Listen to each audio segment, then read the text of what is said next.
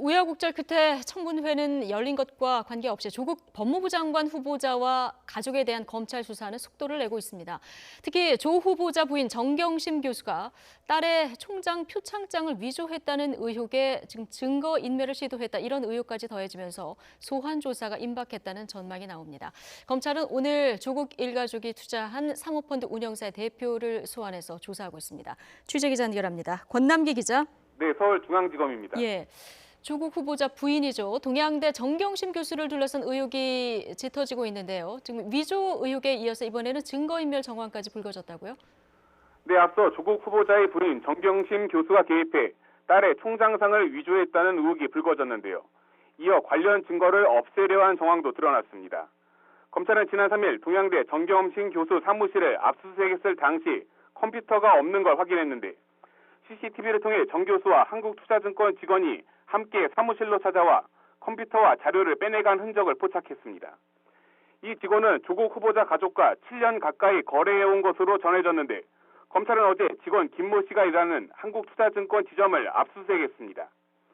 정경심 교수는 이에 대해 개인적으로 컴퓨터를 사용하기 위한 목적이었고 자료를 삭제한 적이 없다며 증거인멸 의혹을 부인했습니다. 앞서 딸의 총장 표창장 의혹과 관련해 정 교수가 동양대 최성해 총장에게 전화해 무마를 시도했다는 의혹이 불거지기도 했는데요. 조국 후보자 역시 최 총장과 통화를 한 사실이 드러났습니다.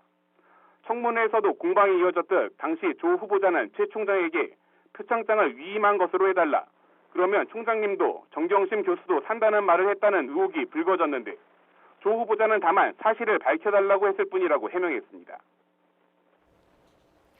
네, 검찰이 연일 조 후보자를 둘러싼 각종 의혹에 대해서 소환 조사 진행 중인데요. 오늘은 누구를 불렀습니까?